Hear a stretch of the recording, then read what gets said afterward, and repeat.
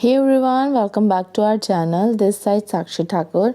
Today we will discuss about law of diminishing marginal utility. In a previous video, we discussed about total utility, marginal utility, and relationship between marginal utility and total utility. Okay, let's start today's topic. First we focus on the example. Okay, पहले हम example को समझेंगे, तब हम definition को और अच्छी तरीके से समझ पाएंगे. तो एग्जाम्पल हमें ये बताता है कि हम बहुत ही ज़्यादा भूखे हैं, ठीक है, बहुत ही ज़्यादा हंग्री हैं और हमने 5 स्लाइस ऑफ पिज़्ज़ा लेने का सोचा. ठीक है, तो जो हमारा 5 स्लाइस ऑफ पिज़्ज़ा था उसमें से जो 1 स्लाइस ऑफ पिज़्ज़ा था वह 120 रुपीज़ का था. ठीक है, तो when you eat the first slice of pizza, जब आपने फर्स्ट स्लाइस ऑफ पिज़्ज़ा खाया, you gain a certain amount of satisfaction. तो आपको एक सर्टेन अमाउंट ऑफ सेटिस्फेक्शन या पॉजिटिव यूटिलिटी आपको गेन हुई. ठीक है, क्या फील हुआ आपको? फील हुआ high utility. What you feel कि आपको एक हाई यूटिलिटी या हाई सेटिस्फेक्शन आपको मिला. ठीक है, अब आपने क्या किया, आपने सेकंड स्लाइस ऑफ पिज़्ज़ा खाया. ठीक है, तो आपको उतना सेटिस्फेक्शन नहीं मिला जितना आपको फर्स्ट स्लाइस ऑफ पिज़्ज़ा खाने पर मिला था. So the second slice of pizza had a smaller benefit and enjoyment than the first. जब आपने उस थर्ड स्लाइस ऑफ पिज़्ज़ा खाया तो आपको सेकंड स्लाइस ऑफ पिज़्ज़ा से भी जितना सेटिस्फेक्शन मिला था उतना भी नहीं मिला, उससे भी कम मिला, लेस. क्योंकि आप इस टाइम जब आप थर्ड स्लाइस ऑफ पिज़्ज़ा खा रहे हैं, इस टाइम आप लिटिल बिट हंग्री है. फर्स्ट स्लाइस में आप बहुत ज़्यादा हंग्री थे, इसमें आप लिटिल बिट हंग्री है. ठीक है, जब आपने 4 स्लाइस ऑफ पिज़्ज़ा खाने का सोचा तो आपको क्या फील हुआ? It might be difficult to eat. ये तो बहुत मुश्किल हो जाएगा 4 स्लाइस ऑफ पिज़्ज़ा खाना, क्योंकि हमारा फर्स्ट और थर्ड स्लाइस ऑफ पिज़्ज़ा पे ही पेट भर गया था. ठीक है, तो आपको फील हुआ कि ये डिमिनिश्ड मार्जिनल यूटिलिटी है, इससे आपको बिल्कुल कोई भी सेटिस्फेक्शन नहीं मिलेगा. अगर आप 4 स्लाइस ऑफ पिज़्ज़ा खा भी लेते हैं फिर भी आपको इससे सेटिस्फेक्शन नहीं मिलेगा. Finally you can't even eat the 5th slice of pizza, क्योंकि 4th भी आपने ज़बरदस्ती खाया था. ठीक है, बिल्कुल आपको 0 सेटिस्फेक्शन मिला उस चीज़ से, 4th स्लाइस ऑफ पिज़्ज़ा. लेकिन 5th को तो देख के ही मना कर दे कि नहीं, जितना भी टेस्टी हो तुम पिज़्ज़ा, मैं तुम्हें बिल्कुल नहीं खा सकता, क्योंकि मैं तो भाई बिल्कुल फुल हो चुका हूँ. ठीक है, आपको ऐसा क्यों फील हुआ? बिकॉज आप बिल्कुल फुल ऑफ सेटिस्फेक्शन पे आ गए थे, बिल्कुल आपका पेट बिल्कुल भर गया. तो इससे हमें क्या रिजल्ट मिला? इससे हमें रिजल्ट मिला नेगेटिव यूटिलिटी. क्या मिला result? Negative utility, negative satisfaction आपको इससे मिला. वापस डेफिनेशन पे चले जाते हैं. अब डेफिनेशन हमें क्या बताता है कि भाई जो लॉ ऑफ मार्जिनल यूटिलिटी है भाई, वो हमें ये बताता है कि कोई भी गुड हो या कोई भी सर्विस हो, ठीक है, गुड और सर्विस तो आपको पता ही है. ठीक है, कोई भी गुड हो कोई भी सर्विस हो, जब मार्जिनल यूटिलिटी का किसी भी गुड्स का या किसी भी सर्विस का होता है वो हमेशा डिक्रीज जाता है, जबकि जो क्वांटिटी है किसी भी गुड की वो इंक्रीज होती है. अब इसको कैसे समझेंगे? अब वापस एग्जाम्पल पे आ जाओ.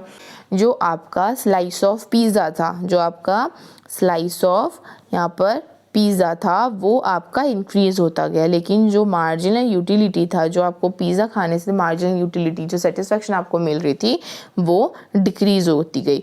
जैसे कि आपको पता चला कि आप 4 स्लाइस ऑफ पिज़्ज़ा बिल्कुल खा लेंगे लेकिन आपको बिल्कुल सेटिस्फेक्शन नहीं मिलेगा, 0 सेटिस्फेक्शन मिलेगा. लेकिन 5th वाले को तो देख के ऐसा लगा कि ये माइनस पे ही चला जाएगा. यहाँ पर लिखा था ना आपका कि 5th स्लाइस ऑफ पिज़्ज़ा आपका क्या है? नेगेटिव यूटिलिटी चला गया है, माइनस पे चला गया. ठीक है, अब हम इसके देखते हैं कुछ और अदर डेफिनेशन, जिसमें आप अपने एग्ज़ाम में अच्छी तरीके से लिख पाएंगे. ज़रूरी नहीं है आप 3-4 डेफिनेशन लिखें, क्योंकि इन सब का मतलब एक ही है. वे ऑफ लैंग्वेज में फ़र्क है, जो कि आप देख सकते हैं. आपको जौन सा कंफर्टेबल लगता है वो आप लिख सकते हैं. जो मार्जिनल यूटिलिटी होती है गुड्स और सर्विस की, वो हमेशा डिक्लाइन करती है. सेम बात बोल दी है इसने, है ना, पिछले वाली की तरह. लेकिन इसमें क्या बोला है? As more of it consumed by an individual.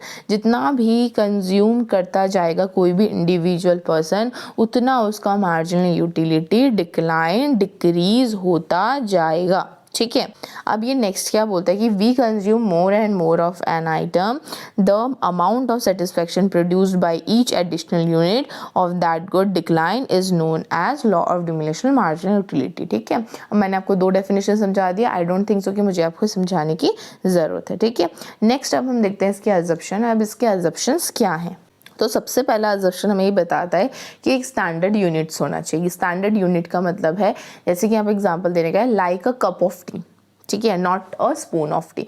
अब ऑब्वियसली बात है, आप चाय किससे पीते हो? कप पे पीते हो, ठीक है, तो कप से आप सिप सिप करके चाय पीते हो, it's a valid standard unit, ठीक है। लेकिन अगर आप बताओ कि आपने कप में चाय लिया और आप स्पून से उस चाय को पी रहे हो, तो ये एक स्टैंडर्ड यूनिट ऑफ कमोडिटी नहीं है, मतलब स्टैंडर्ड यूनिट्स नहीं है, ठीक है। तो इसलिए ये बोलता है लॉ ऑफ डिमिनिशिंग मार्जिनलिटी, ये बोलता है, ये लॉ ये बताता है हमें कि इसमें स्टैंडर्ड यूनिटी, एक वैलिड यूनिट ऑफ कमोडिटी होना चाहिए, ठीक है। सेकेंड हमें क्या बताता है कि consumption of the commodity is continuous, एक कंटिन्यूस पे चलना चाहिए। ये नहीं कि आपने बोला कि भाई 5 स्लाइस ऑफ पिज़्ज़ा है, मेरे तो 4 से पेट भर गया, 3 स्लाइस ऑफ पिज़्ज़ा से पेट गया, अब मैं 4 और 5 को तो भाई कल खाऊंगा, 4 और 5 स्लाइस को कल खाऊंगा, ऐसा नहीं हो सकता बच्चों। हमें एक कंटिन्यूस रखना है। अब देखो यहाँ पर लिखा भी कि not that one of the commodity is consumed now and the other tomorrow. आपको एक कंटिन्यूस, आज के आज में ही इसको कंटिन्यूस रखना है इस लॉ को, ठीक है। अब नेक्स्ट हम इसको टेबल से समझते हैं, ठीक है। जैसे कि यहाँ पर मैंने कमोडिटी एप्पल ले रखा है, टोटल यूटिलिटी आपको पता ही है, MU मार्जिनल यूटिलिटी, ठीक है। टोटल यूटिलिटी को TU बोलते हैं, मार्जिनल यूटिलिटी को MU बोलते हैं। अब यहाँ पर बात करते हैं हम कि भाई जब मैंने एक एप्पल खाया तो मुझे टोटल यूटिलिटी 25 मिला और मार्जिनल यूटिलिटी भी मेरा 25 हुआ। लेकिन जब मैंने सेकंड एप्पल खाया तो मेरी टोटल यूटिलिटी 42 हुई और मार्जिनल यूटिलिटी 17 हुई। अब मुझे कैसे पता चला कि मेरी मार्जिनल यूटिलिटी वो 17 है? देखो बच्चों, हम इसको TU के थ्रू भी निकाल सकते हैं। अब हमें पता है कि हमारा टोटल यूटिलिटी कितना है, ठीक है। तो हम MU निकालने के लिए क्या करेंगे, इस 17, ये 17 कैसे आया, 42 माइनस 25, इन दोनों को माइनस करेंगे तो you gain the 17 number, okay. 17 total sorry marginal utility, ठीक है। तो सेम चीज़ हम रिपीट करेंगे, 54 माइनस 42 तो यू गेन 12, ठीक है। तो इस तरीके से हम इसको निकाल सकते हैं। Law of diminishing marginal utility definition पे आ जाओ कि देखो जब आपकी टोटल यूटिलिटी थी वो आपकी क्या होती रही, वो आपकी इंक्रीज होती रही, राइट। आपकी क्या होती रही, इंक्रीज होती रही। लेकिन जो आपकी मार्जिनल यूटिलिटी है वो डिक्रीज होती रही और एक पॉइंट पे आके तो बिल्कुल ज़ीरो हो गई, एक पॉइंट पे आके बिल्कुल ज़ीरो हो गया, आप देख सकते हैं। और फिर जब आप 6 आपने एप्पल खाया, छठा जब आपने एप्पल खाया तो वो तो बिल्कुल ही माइनस पे चली गई। क्यों चलेगी? क्योंकि आपका पेट उस टाइम फुल हो गया था, बिल्कुल, ठीक है। फुल तो आपका 4th एप्पल खाने पे ही हो गया था जब आपने मार्जिनल यूटिलिटी 6 गेन की।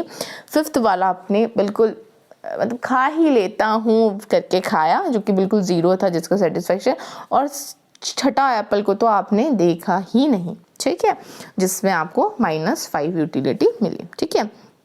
अब इसको हमने टेबल से समझ लिया, अब टेबल का एक्सप्लेनेशन भी देख लेते हैं। It is and the accordance with this law that MU is showing as the diminishing in a table and the figure, right. दोनों ही दिखा, फिगर हम बाद में देखेंगे, टेबल समझ रहे हैं हम, ठीक है। हमने क्या देखा कि भाई जो ये मार्जिनल यूटिलिटी थी इस लॉ के अकॉर्डिंग वो क्या हो रही थी, डिक्रीज हो रही थी, डिक्लाइन हो रही थी, ठीक है, डिमिनिश हो रही थी। कि when MU diminish as from the 25 to 17 then 12 then 6, आपको मैंने बताया TU टेंड्स टू इंक्रीज, तो TU क्या हुआ, इंक्रीज हुआ only at a diminishing rate, ठीक है। MU implies additionally to TU, if MU declines additionally to TU also decline। अब देखो इट्स अ कॉम्प्लिकेटेड, ठीक है, लेकिन इतना भी नहीं है। अब इसमें क्या बोला है कि भाई यहाँ पर देखो जो हमारा MU है वो डिक्लाइन हो रहा है, राइट, डिक्लाइन हो रहा है, ठीक है, वो माइनस पे चला गया। तो हमारा जो TU है वो भी एक पॉइंट ऑफ अ टाइम पे आके डिक्लाइन होने लग जाएगा, ठीक है, यही है इसका मतलब। फिर उसने बोला है कि accordingly diminishing MU implies that TU increases only at a diminishing rate। TU सिर्फ इंक्रीज होगा एक डिमिनिशिंग रेट पे, ठीक है। नेक्स्ट फिर हम अब ग्राफ देख लेते हैं। यहाँ पर बता रखे हैं law of diminishing marginal utility का ग्राफ। देखो यहाँ पर लिख रखा है आपका marginal utility of a Apple, ठीक है, और यहाँ पर लिख रखा Y1 एंड Y दे रखा है, ये आपका ग्राफ है। यहाँ पर आपका दे रखा है किस तरीके से वो बढ़ रहा है, 5, 10, 15, 20, 25 देन -5, -10, ठीक है। और यहाँ पर आपका जो मिड पॉइंट है वो आपका है 0, ठीक है। फिर उसमें यहाँ पर बता रखा है कि यूनिट ऑफ एप्पल कितने थे। यूनिट ऑफ एप्पल आप देख सकते हैं कि यूनिट ऑफ एप्पल कितने थे आपके 1 2 3 4 5 6। ठीक है, अब ये ग्राफ से कैसे समझेंगे हम, आप देख सकते हैं कि जब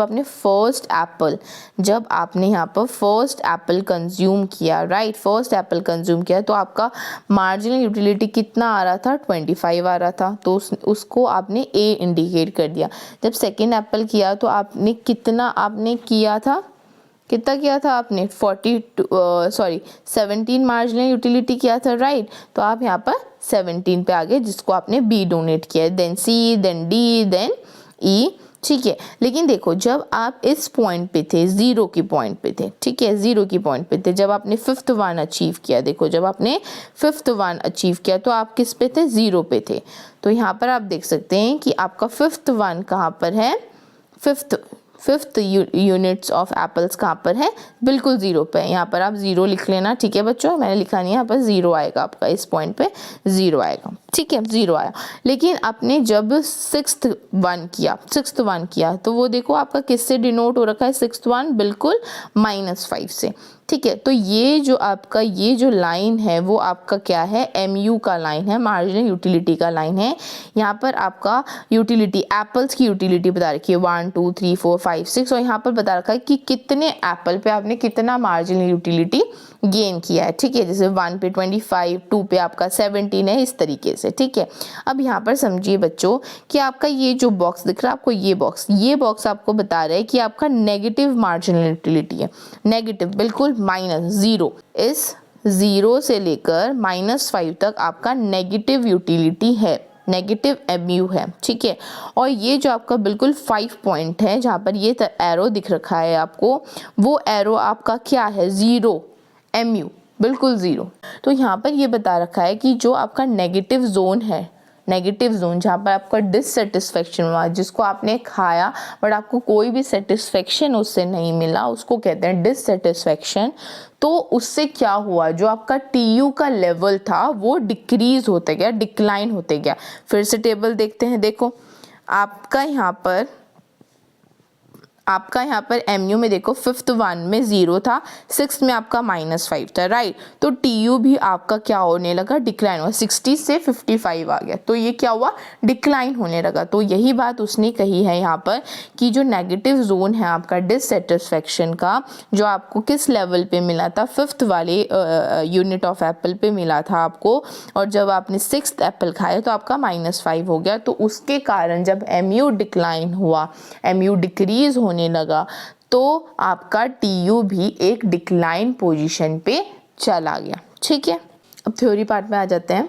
जो मैन था जो कि बहुत हंग्री था, उसने फर्स्ट एप्पल खाया तो उसको कितना सेटिस्फेक्शन मिला, कितना यूटिलिटी ऑफ सेटिस्फेक्शन मिला, 25। ठीक है, ये तो हमने टेबल पे देख लिया, तो हमने ग्राफ से भी समझा इसको।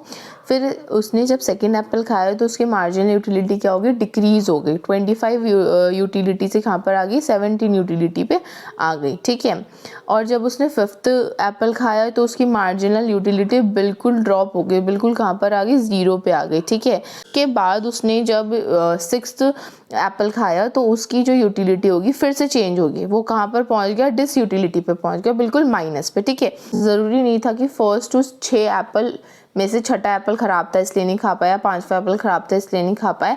जो फर्स्ट टू 6 एप्पल था वो बिल्कुल परफेक्ट था। ठीक है, जो उसकी क्वालिटी थी वो बिल्कुल सेम थी। ठीक है, हालांकि बात ये था कि जो 6th वाला एप्पल था हम उसको इसलिए नहीं खा पाए क्योंकि हमारा पेट बिल्कुल फुल हो गया था और वो बिल्कुल माइनस पे चला गया था। ओके, हमने एज्यूम किया था, हमने अजप्शन में भी ये पढ़ा था कि जो हमारी जो भी कमोडिटी होगी वो सेम होगी। ठीक है, अगर हम एप्पल ले रहे हैं तो हम एप्पल ही लेंगे, अगर हम स्लाइस ऑफ पिज़्ज़ा ले रहे हैं तो स्लाइस ऑफ पिज़्ज़ा ही होगा। ठीक है, अदर कमोडिटी नहीं लेंगे, हम एक ही कमोडिटी पे चलते रहेंगे। ठीक है, वन स्टैंडर्ड कमोडिटी होनी चाहिए। ठीक है, जो आपका यहाँ पर OY एंड O1 है वो आपका क्या शो कर रहा है, मार्जिनल यूटिलिटी ऑफ एप्पल। ठीक है, अब आप ग्राफ में देख लीजिए कि जो आपका यहाँ पर O था, ठीक है, आपको भूलना मत, ये जो OY है और OY1 है वो आपका क्या शो कर रहा है, मार्जिनल यूटिलिटी ऑफ एप्पल।